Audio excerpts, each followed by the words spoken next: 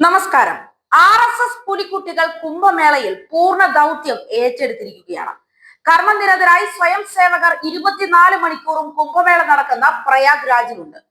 കോടിക്കണക്കിന് ഭക്തരുടെ സാന്നിധ്യം കണക്കിലെടുത്ത് സുഗമമായ ഗതാഗത നിയന്ത്രണം ഉറപ്പാക്കുന്നതിനും തീർത്ഥാടകർക്ക് ആവശ്യമായിട്ടുള്ള സേവനങ്ങൾ നൽകുന്നതിനുമായി രാഷ്ട്രീയ സ്വയം സേവക സംഘം 16,000 സ്വയം സേവകരെ പ്രയാഗ് രാജിൽ വിന്യസിച്ചിട്ടുണ്ട്. പോലീസുമായി സഹകരിച്ചാണ് ഇവരുടെ പ്രവർത്തനം. നിരവധി ആഴ്ചകളായി മഹത്തായ മതസമ്മേളനത്തിനായി സ്വയം സേവകർക്ക് പരിശീലനം നൽകി വരികയായിരുന്നു. ഗതാഗത സംവിധാനം സുഗമമാക്കുന്നതിന് പോലും കാര്യകർത്താക്കൾ പ്രത്യേകമായിട്ടുള്ള പരിശീലനം നേടിയിട്ടുണ്ട്. ഭക്തർക്ക് ഒരു അസൗകര്യവും നേരിടുന്നില്ല എന്ന് ഉറപ്പാക്കുന്നതിനു വേണ്ടി ഈ സ്വയം സേവകർ എവിടെയും ഓടിയെത്തുന്ന കാഴ്ചയാണ് പ്രയാഗ് രാജിൽ കാണാൻ കഴിയുന്നത്. മഹാകുംഭമേളയ്ക്കായി എത്തുന്ന തീർത്ഥാടകരുടെ എണ്ണം കൂടുതലായതിനാൽ ഗതാഗതം നിയന്ത്രിക്കുന്നത് ഒരു പ്രധാനപ്പെട്ട വെല്ലുവിളി തന്നെയാണ്. ഈ കാര്യത്തിൽ RSS കാര്യകർത്താക്കളുടെ പങ്ക് വളരെ നിർണായകവുമാണ്. കാരണം അവരുടെ സാന്നിധ്യം ചലനം നിയന്ത്രിക്കുന്നതിനും തിരക്ക് തടയുന്നതിനും സഹായകരമാവുകയാണ്. മുൻപും നമ്മൾ ഇത്തരത്തിൽ സ്വയം സേവകരുടെ പ്രവൃത്തികൾ കണ്ടിട്ടുള്ളതാണ്. ഗതാഗതം നിയന്ത്രിക്കുന്നതിന് പുറമെ ശുചിത്വം, ആരോഗ്യ സംരക്ഷണം, മറ്റ് അവശ്യ സേവനങ്ങൾ എന്നിവയിലും RSS സ്വയം സേവകരുടെ സേവനം ലഭ്യമാണ്. RSS അലഹാബാദ് സർവകലാശാലയുമായി സഹകരിച്ച് സർവകലാശാല പരിസരത്ത് താൽക്കാലിക ഷെൽട്ടറുകൾ സജ്ജമാക്കിയിട്ടുണ്ട്.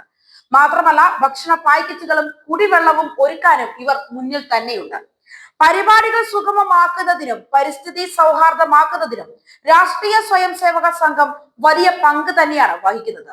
കുംഭമേള പ്രകൃതി സൗഹൃദമാക്കുന്നതിനോടൊപ്പം ഇവിടെ മാലിന്യം തടയുക എന്ന ലക്ഷ്യത്തോടെയാണ് RSS പ്രവർത്തിച്ചു വരുന്നത്. അതേസമയം മൗനി അമാവാസി ചടങ്ങിനിടെ മഹാകുംഭമേളയിൽ ഉണ്ടായ തിക്കിലും തിരക്കിലും പെട്ട് ഭക്തർ മരിച്ച സാഹചര്യത്തിൽ മഹാകുംഭമേള നടക്കുന്ന പ്രയാഗ് രാജിൽ സുരക്ഷ ശക്തമാക്കിയിരിക്കുകയാണ്. സ്നാനത്തിനായി ത്രിവേണി സംഗമഘട്ട് പോലുള്ള ഘട്ടുകൾ ഒഴിവാക്കി തിരക്ക് കുറഞ്ഞ സ്ഥലങ്ങളിൽ സ്നാനം നടത്തണമെന്ന് മുഖ്യമന്ത്രി യോഗി ആദിത്യനാഥ് ആവശ്യപ്പെട്ടിട്ടുണ്ട്. 30 പേരാണ് അപകടത്തിൽ മരണപ്പെട്ടത്. 90 പേരാണ് ആശുപത്രിയിൽ കഴിഞ്ഞത്. മരിച്ച 25 പേരെ തിരിച്ചറിഞ്ഞതായും റിപ്പോർട്ടുകൾ പറയുന്നു.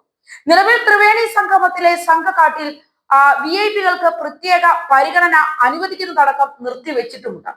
VIP-കൾക്ക് കാറിൽ ത്രിവേണി സംഗമത്തിലെ സംഘം കാട്ടിൽ എത്തുന്നതും നിരോധിച്ചിട്ടുണ്ട്.